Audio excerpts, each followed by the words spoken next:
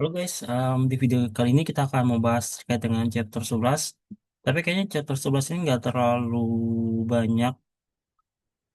Kita ambil poin-poin penting kayak misalkan nanti ada GIT, terus ada terkait dengan strategi cost management ya. Sementara nanti yang terkait dengan ABC mungkin kita akan lewatkan. Karena nanti konsep ABC itu sama dengan apa yang beberapa video sebelumnya yang sudah kubahas. Ya, jadi kita sekarang masuk ke strategi cost management, basic concept. Nah, kalau kita lihat di sini s- ada istilah yang namanya strategic decision making. Jadi kita memilih ya alternatif dari berbagai strategi ya, di mana nanti strategi ini pasti akan inline atau akan berhubungan dengan apa yang menjadi tujuan perusahaan. Nah, biasanya sifatnya strategi ya mereka pasti akan melihat dalam jangka panjang di mana nanti perusahaan akan bisa tumbuh dan juga survival gitu di industri. Nah, di sini ada istilah-istilah seperti competitive advantage. Jadi competitive advantage ini intinya kita bagaimana perusahaan itu memberikan nilai value ke customer ya, tapi value-nya tetap bisa kita kirim ya, tapi perusahaan juga sebisa mungkin memperoleh ya memperoleh dengan lower cost dengan harga dengan biaya rendah ya. Ya, jadi misalkan kita coba ya jadi kan ada istilah yang namanya kalau kita tahu competitive advantage. Sebentar.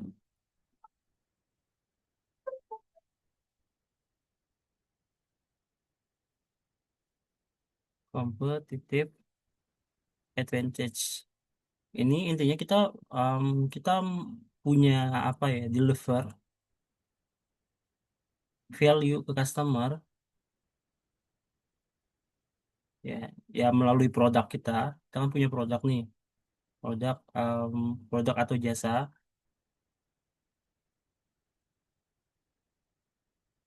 di mana perusahaan juga tetap bisa ya memperoleh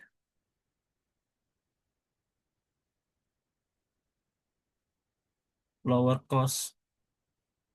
Ya, lower cost ini bukan harga jual ya. Lower cost itu yang kita olehnya direct material, direct labor, sama overhead.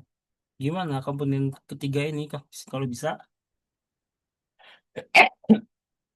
ditekan se seefisien mungkin gitu. Ya, di video sebelumnya kan kita sudah membahas beberapa varian ya. Itu salah satu strategi kita em, dengan menganalisis varian kita bisa tahu nih mana yang perlu kita tekan jangan sampai nanti perusahaan inefisien atau over gitu, over budget. Nah, itu contohnya. Terus kalau kita lihat istilah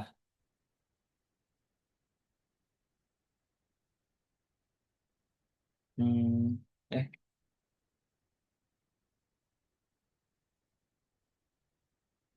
oke. Terus ada istilah apa lagi nih? Intinya ya ini pasti akan dibandingkan dengan kompetitor.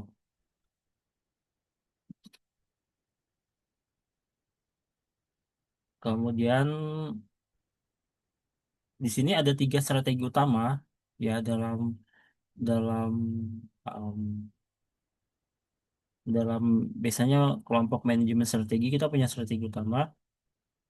Tiga strategi itu apa aja? Yang pertama, tiga strategi itu yang pertama adalah dia punya cost leadership. Cost leadership. Apa tuh cost leadership? Kalau kita baca secara teori itu, cost leadership strategi is to provide the same or better value to customer at a lower cost than afforded by competitors. Jadi gimana perusahaan itu dia bisa menawarkan harga yang lebih rendah dibandingkan pesaing. Misalkan harga uh, biaya ya bukan harga jual ya. Uh, kan beda cost ada di sini ada sales price. costnya misalkan 10, terus ada margin $5, berarti sales price-nya ini adalah 15. Ini perusahaan kita, ini adalah kompetitor. Misal kompetitor, mereka punya cost-nya 15,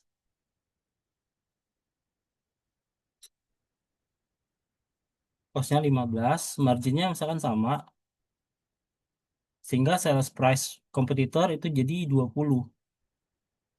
Nah, ini kan perbedaan ya, perbedaan gimana kita di sisi perusahaan itu dituntut untuk gimana caranya agar cost ini sebisa mungkin rendah gitu. Biar perusahaan juga bisa men-setting margin, misalkan pengen margin sekian persen. Ya, kita bisa dengan fleksibel melakukan hal tersebut kalau kita bisa mengkontrol cost cost yang ada di perusahaan. Sehingga nanti efeknya akan mempengaruhi harga jual. Kita bisa bersaing nih di sini. Perusahaan jual 20, kita jual 15. Kalau kita menerapkan cost leadership, ini kita udah menang. Ya, konsepnya adalah cost leadership ini gimana cost ini kita bisa bersaing. Yang kedua adalah diferensiasi. Ya, kalau kita lihat secara konsep teori, diferensiasi ini a differentiation strategy on the other hand is to increase customer value by increasing what customer receive. Competitive advantage is created by providing something customer is the price yang berbeda. Oke, jadi kalau di diferensiasi ini, gimana caranya perusahaan itu dia memprovide um, dia di sini ada istilah provide something. Kalau kita bisa bilang ini sama dengan bisa kita bilang unik ya, atau dia berbeda, di mana nggak ada perusahaan yang sama. Kalau misalkan kita punya, katakanlah kita punya apa ya, merek ya, ya. Mungkin yang paling gampang itu kayak kita punya merek atau brand tertentu, yang dimana brand itu kan, kalau kalau misalkan bentuknya fisik kan sebenarnya sekarang itu gampang ya, banyak yang bisa ditiru. Tapi kalau misalkan bentuknya brand image ini agak memang spesial biasanya di perusahaan itu.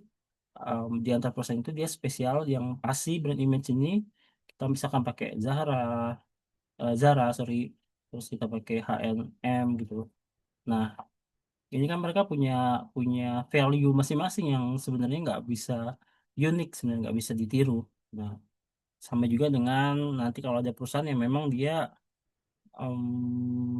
punya teknologi-teknologi yang khusus yang memang dia nggak bisa nggak di sini istilahnya is not provided by competitors. Jadi dia nggak akan tidak apa ya, di kompetitor tuh nggak ada. Biasanya sih produknya juga dia sifatnya non substitusi, jadi nggak bisa digantikan. Yang ketiga adalah focusing strategi. Nah, jadi focusing strategi dia lebih kepada melihat segmen mana yang mau disasar. Jadi kalau misalkan di segmen yang ketiga, ya namanya segmentasi focusing,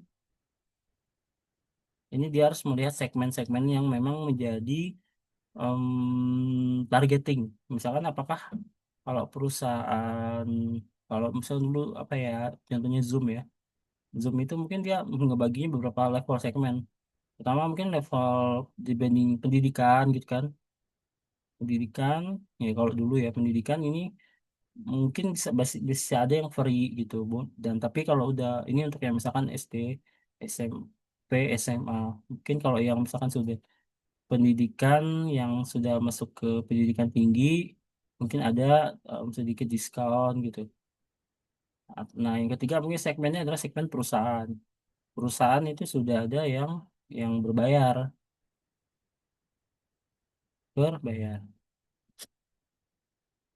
Nah, dari ketiga em, ini termasuk ke segmen-segmen yang akan nanti menjadi fokus perusahaan. Sehingga nanti kalau kita tahu strateginya, kita bisa menempatkan cost-nya apa ya.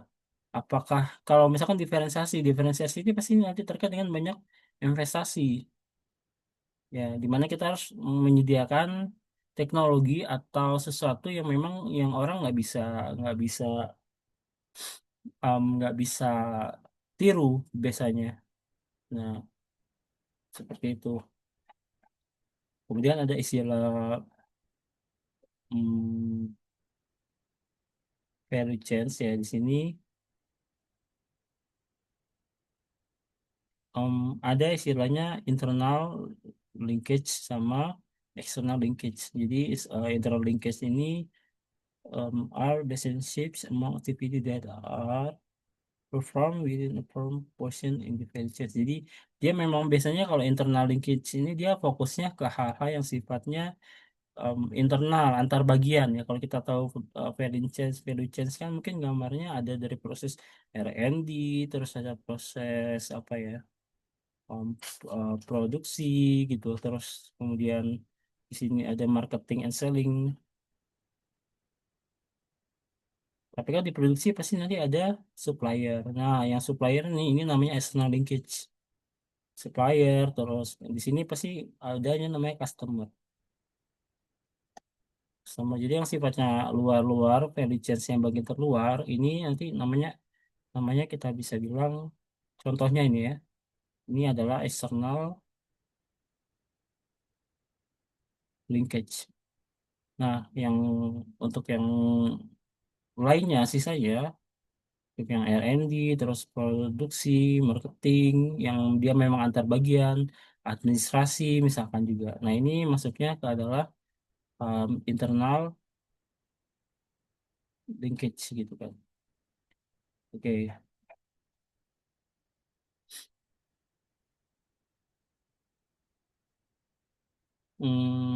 Kita lihat. Nah, mungkin ini sudah kita singgung di dalam materi ABC bahwa di ABC itu ya atau activity based costing kita akan mengenal namanya cost driver.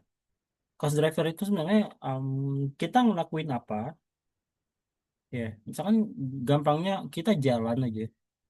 Kita mau jalan ke kampus. Jalan ke kampus ini kan ini adalah aktivitas. Ya, kita harus tahu dulu konsepnya ini aktivitas. Untuk jalan ke kampus itu akan memunculkan beberapa konsekuensi cost kan. Apa? Transport mungkin. Mungkin untuk jajan. Nah, terus untuk apa misalkan di jalan untuk kalau orang pakai mobil atau motor kita butuh bensin misalkan. Nah, dari ketiga ini ini pasti nanti terkaitan dengan cost-nya, cost drivernya. Ini aktivitasnya, ini cost drivernya, cost. Jadi ini pasti nanti akan jadi apa bentuknya? Ini jadi transportation cost misalkan. Kalau secara akuntansi ya, kalau kita convert ini misalkan jadi meal and drink cost. Ini jadi full cost. Nah, di biaya bahan bakar, biaya makan, terus biaya transport. Nah, di sini juga ada contoh, misalkan kita mau ngebangun pabrik. Kita harus tahu nih untuk bangun pabrik tuh nanti apa aja driver-driver yang mungkin akan muncul. Di sini ada berapa banyak jumlah pabriknya atau skalanya atau nanti degree of centralization-nya. Nah, terus juga mm, mm, mm, mm, mm.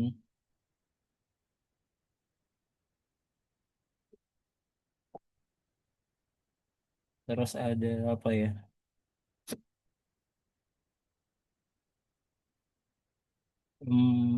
Grouping employees management structuring. Jadi setiap ingat cost driver itu nanti pasti sifatnya terukur ya. Jadi misalkan transport dia berapa berapa banyak transportnya, jajan berapa banyak jajannya misalkan atau berapa kali atau transport dihitungnya pakai apa? Bisa pakai jarak, bisa pakai apa?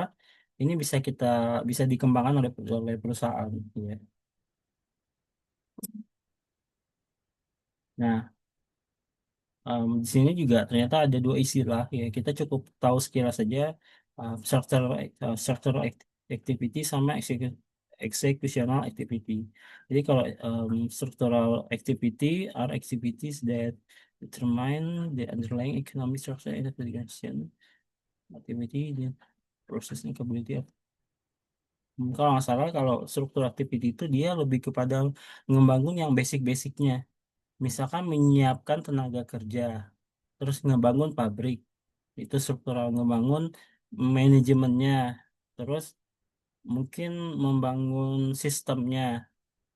Nah, kalau eksekusional dia lebih ke teknis langsung. Kalau kita sudah punya struktural, sudah punya tenaga kerja itu perlu dilatih nggak?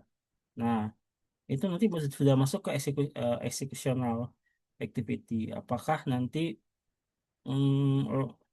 ketika bangun pabrik, apakah perlu detail-detail layout atau desain dan sebagainya? Nah, itu sudah masuk ke executional, sudah lebih ke detail. Oke. Ini tadi sudah dibahas ya, bahwa setiap aktivitas itu ya, em, ini sebenarnya pemicu namanya. Pemicu ini aktivitasnya, cross drivernya. Aktivitas dan cross driver. Terus skemanya ini nggak terlalu gimana. Oke, nah kita lihat di sini ada soal ya. Jadi ini tidak terlalu sulit ya. Kita lihat uh, a firm currently produce a high-tech medical products with 20 parts. Design and engineering has produced new products with only 8 parts. Jadi dia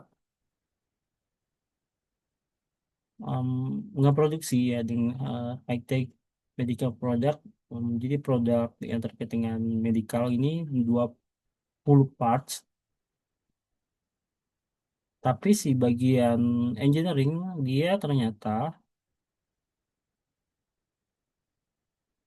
bisa melakukannya dengan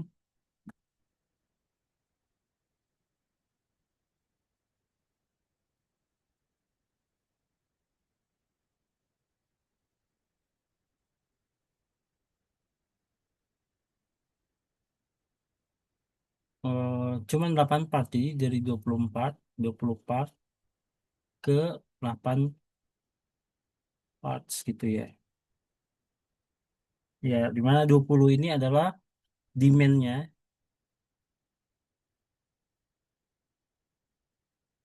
dan unexpected activity ini expected.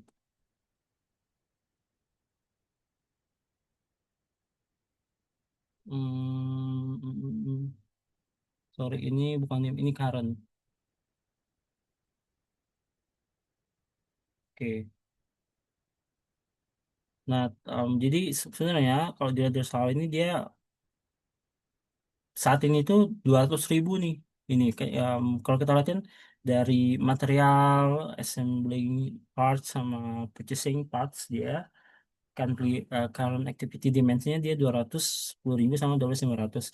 200.000 itu dia material usage ya, usage-nya dia pakainya 200.000. Ternyata dengan adanya jadi bagian engineering tuh mencoba untuk apa ya mendesain gimana supaya lebih efisien.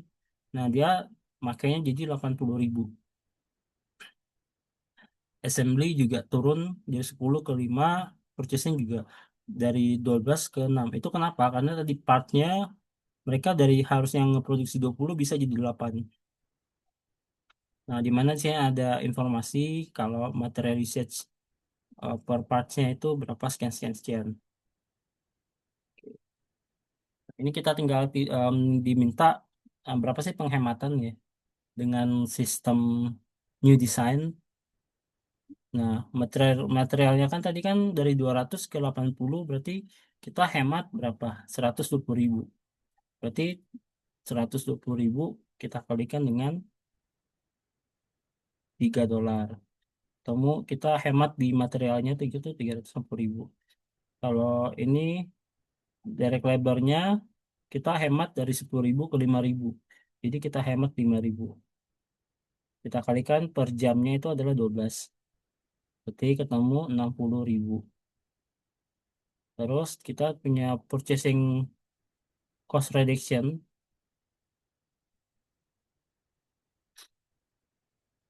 itu komponennya ada 30.000 yang sifatnya fix plus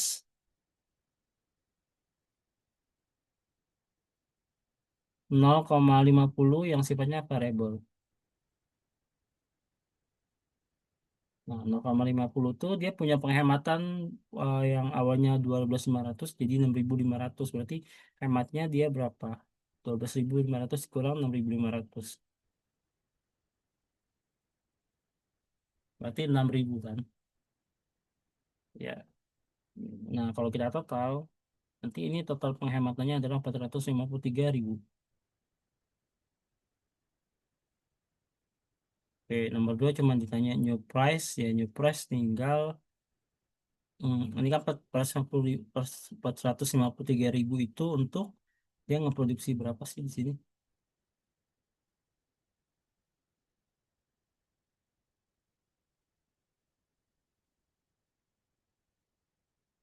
Oh, untuk 10.000 unit. 10.000.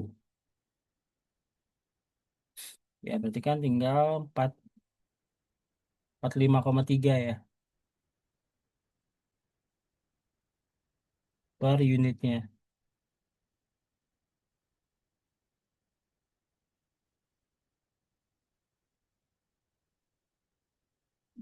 Kalau ditanya hitunglah new price, ya kalau ditanya price pasti ditanya em, sales dikurang cost gitu kan seharusnya. Oh sorry. Hmm,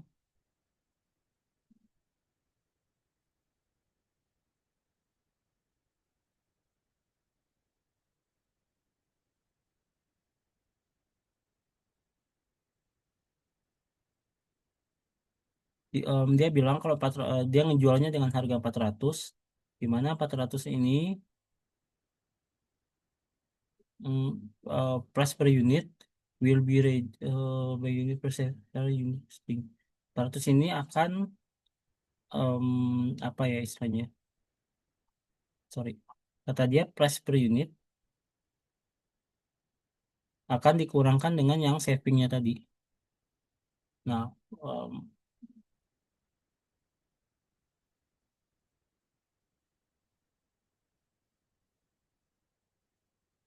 price per unitnya itu ketemu 400 jadi dikurang dengan savingnya 45,3 ketemu yang kita jual 354,70. Oke, untuk yang lain nggak terlalu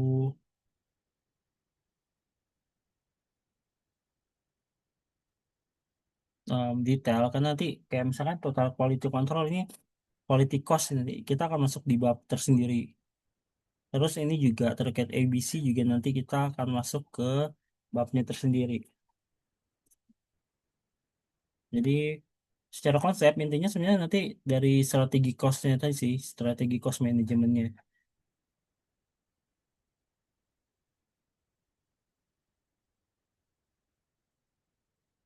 Terus live cash management kita mungkin masuk ke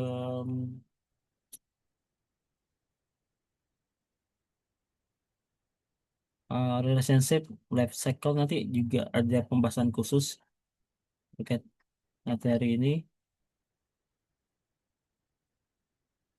Ya kan ini mesti pakai pendekatan ABC. Oh, sana kita masuk ke target costing model. Jadi target costing itu kita kan tahu ya, konsep kita harus tahu konsepnya dulu.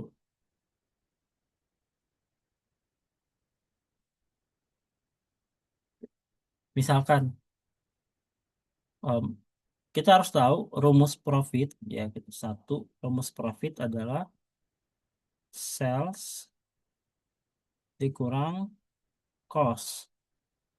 Oke, jadi kalau kita ini kita jualnya misalkan jualnya $400, costnya adalah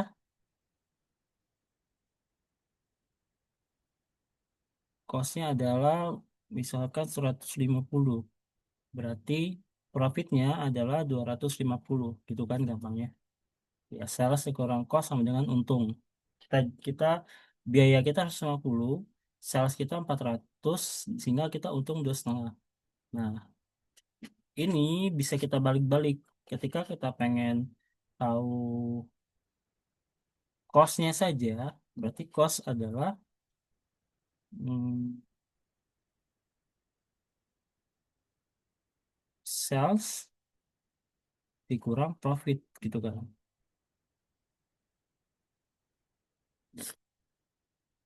Nah, ketika kita pengen tahu salesnya saja, berarti kan cost ditambah profit. Nah, ini basicnya yang harus kita tahu untuk menghitung target costing. Kadang, ya, ini ke target costing ya. Target costing itu dimulai dari yang pertama adalah target price. Target price itu sama dengan sales tadi ya. Jadi kadang kan gini, perusahaan itu melihat pesaingnya. Oh, pesaing ini dia ngejualnya misalkan katakan kalau di sini $400 kita ambil contoh. Oke. Terus kita pengen profit. Profit kita pengennya adalah sekian persen. Kalau di sini kita ambil contoh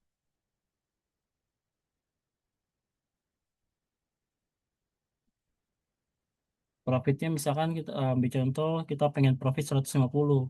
Sehingga ini oh sorry ini bukan profit ya, ini target profit. Ya kita ngikutin yang sebelumnya. Kita target profit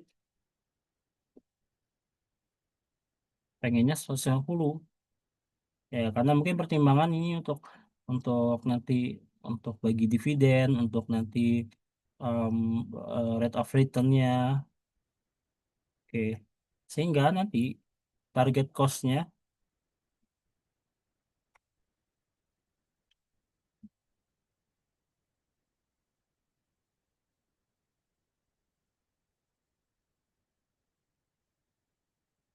pasti target costingnya adalah 200.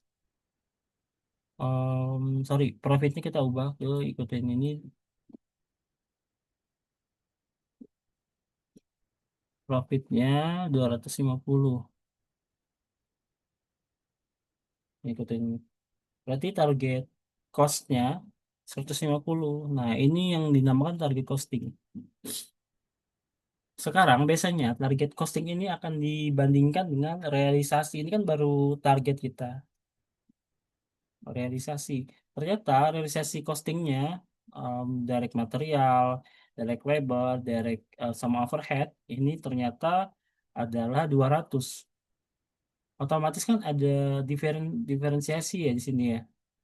Ya, ini realisasi, ini target. Nah, ini yang jadi concern dari perusahaan. Karena target kita, karena kita pengen ini sudah dikunci, ini sudah dikunci. Nah, ini target sisanya ada target costing. Target costing ini harus 150, tapi biaya kita 200. Nah, ini gimana kita harus berpikir 200 ini biar biaya resesinya nggak besar. Nah, itu apakah kalau di sini dia target costnya kalau dia memang oke ya bisa kita pakai. Tapi kalau nggak oke, kita nanti harus ada masuk ke fase produk produk and proses design. Ya, bagian-bagian mana dari produk and proses design yang harus di yang harus kita rekayasa. Gimana caranya biaya ini nggak terlalu besar. Misalkan direct material, bisa nggak kita nego ke supplier? Bisa aja gitu kan. Ya, material kan pasti material itu nanti adalah price dikali dengan quantity. Quantity kayaknya agak susah untuk dikunci. Price mungkin ini bisa kita lakukan upaya untuk negosiasi misalkan. Gimana sih minta minta dikurangin biayanya? Nah,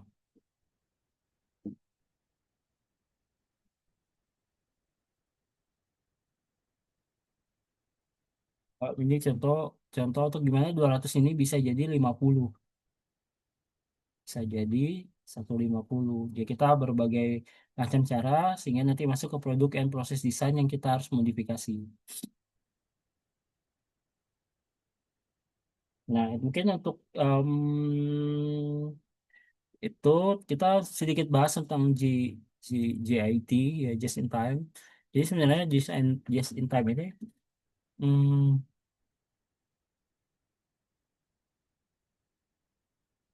just in time manufacturing production system of for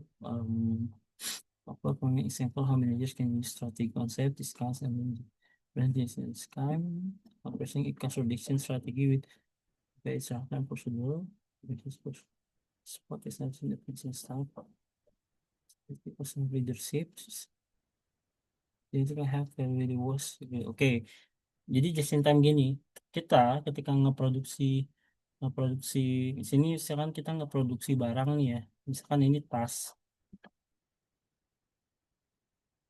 Oke, untuk tas itu kan kita punya materialnya dari misalkan kulit gitu kan, terus mungkin butuh pewarna. Terus di sini juga kita butuh apa ya, intinya material-material yang memang kita harus pesan dari luar, aksesorisnya. Nah, ketika kita order ini kan pasti kita perlu order ya, order. Nah, ketika kita pesan ini, konsekuensinya apa? Konsekuensinya ketika pesan ini nanti barangnya akan datang, ya. Ini ada barang ini pasti nanti akan apa? Akan kita simpan, nggak mungkin kita langsung olah normal biasanya secara umumnya. Nanti simpannya ini bentuknya adalah inventory. Inventory ini pasti kan punya cost-nya masing-masing. Yang jaga gudang, terus yang kedua adalah yang apa namanya? Yang jaga gudang, terus asuransi gudang, listrik gudang. Nah, di konsep just in time ini gimana caranya perusahaan itu hemat ya, meminimalisirkan si inventory ini. Jadi caranya gimana? Caranya mereka misalkan ada order tas, mintanya 1000 tas gitu kan, 1000 unit, 1000 unit. Nah, di sini bahan-bahannya itu gimana caranya ini bisa diolah jadi tas tanpa ada stok. Jadi kita nggak ada ngestok ini atau minim stok ya sebenarnya. Di beberapa literasi ada perbedaan, ada minim stok, ada tanpa stok. Jadi dia um, diolah jadi tas dia dengan seminimal minimal mungkin stok gitu. Ya, bisa lah kita minim atau tanpa stok, zero stok. Jadi kita nggak kalau bisa yang kulit kulit terus pewarna atau cat atau aksesoris ini dia tetap datang, tapi dari datang itu langsung kita produksi, langsung kita olah jadi kita susun nih jadi bentuk supaya 1000 tas ini terpenuhi. Tuh. Jadi kita nggak ada numpuk biaya inventory. Karena kalau kulit dan teman-teman ini langsung kita olah kan kita nggak perlu nyimpan lagi mereka. Biaya penyimpan itu banyak resikonya. Ya inventory selain kita ada cost ini, kita juga ada cost apa sih? Yang pertama pasti kita ada cost eh, rusak ya, rusak. Jadi kita kalau kita nyimpan bisa ada kondisi di mana material yang kita simpan itu rusak. Kemudian selain rusak itu apa lagi ya?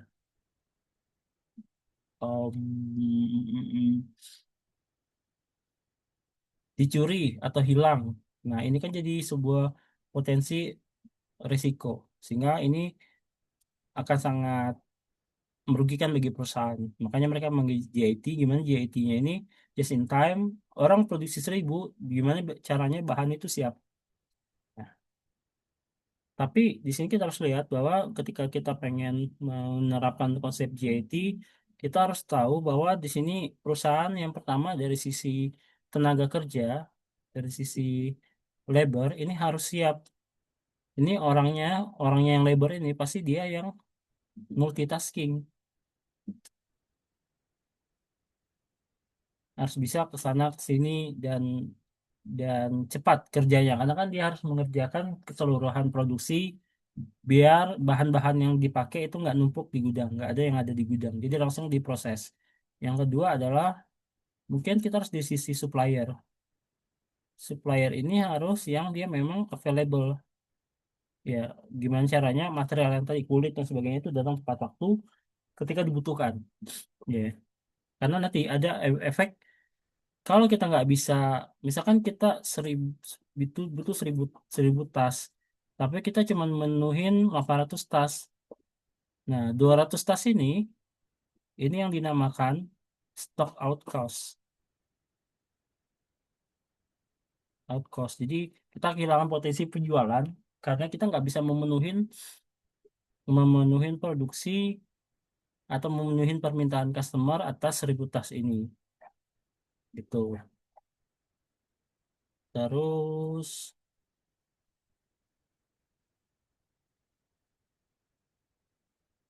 mm, mm, mm. Yang pasti sih gini ya, juga kita harus melihat bahwa dengan adanya just in time diharapkan apa? Kita bisa jangan sampai ada kejadian tadi pre-work, terus ada em, scrap material, bahan sisa gitu kan. Kalau scrap sih kayaknya masih nggak apa-apa ya. Mungkin wash ya, limbah mungkin. Jadi banyak yang nggak ini banyak yang sisa gitu. Terus ya mungkin sekitar itu lagi. Dia itu juga harus memperhatikan aspek-aspek ini gitu. Bahan sisa, terus rework, apakah ada potensi dia kita ngerjain rework itu ada kesalahan. Nah, JNT just in time harus benar-benar memperhatikan itu. Makanya nanti ada masuk ke konsep total quality control atau eh, TQC ini, ya quality cost nanti kita masuk. Ini untuk bisa perusahaan tahu.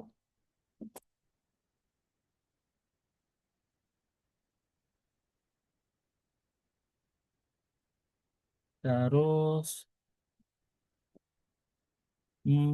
jadi kalau untuk just in time kurang lebih konsepnya sama ya kayak gitu.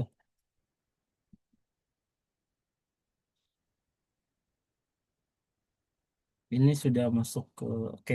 Oke, sekian untuk video kali ini kita akan masuk nanti ke video berikutnya. Terima kasih.